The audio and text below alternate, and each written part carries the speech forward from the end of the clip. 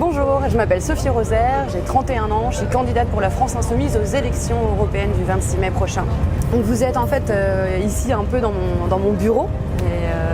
c'est là où je passe le plus clair de mon temps, notamment quand on va en session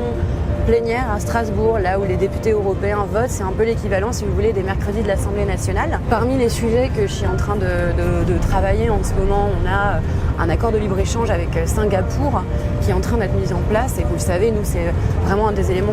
qu'on dénonce à la France Insoumise, à laquelle on oppose plutôt un protectionnisme solidaire plutôt qu'une espèce de passoire des biens et des capitaux permanents qui font un déménagement permanent qui génère du réchauffement climatique. Sur cet exemple précis de Singapour, il faut aussi se rappeler que même si par exemple M. Macron ne nous a toujours pas fait voter,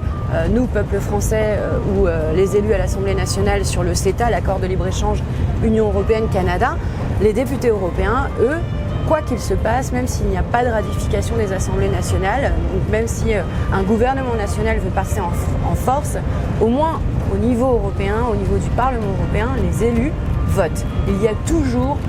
consentement ou non des élus européens pour un accord de libre-échange. Donc chaque voix compte. C'est très très important d'amener plus d'élus européens critiques de cette politique de libre-échange qui nuit à la fois à nos agriculteurs, à nos commerçants, comme avec ceux des pays tiers avec lesquels on fait ces accords de libre-échange. Ça me permet aussi de voir très concrètement la lutte contre les lobbies qu'il faut mener vaillamment. Par exemple, quand on travaille sur un dossier, sur un rapport parlementaire et que vous vous rendez compte qu'il y a plusieurs députés de différents groupes politiques, donc de différentes familles politiques, qui déposent mot pour mot le même amendement, souvent ce sont les gros lobbies, l'industrie du tabac par exemple, qui a les moyens d'avoir les moyens suffisants humains et financiers pour aller taper à chaque porte de députés européens, pour proposer des textes clés en main.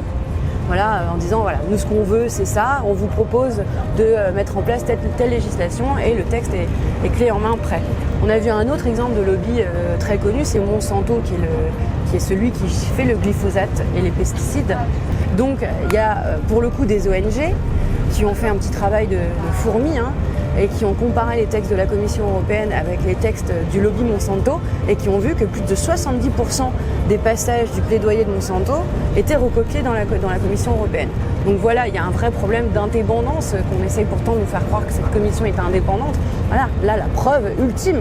de la non-indépendance de la Commission européenne. Et donc c'est pour ça qu'on travaille déjà avec Younous Omarjee, avec Emmanuel Morel au Parlement européen, à une collaboration, à une alliance européenne avec nos partenaires. On est 6 dans Maintenant le Peuple, qui a été lancé en avril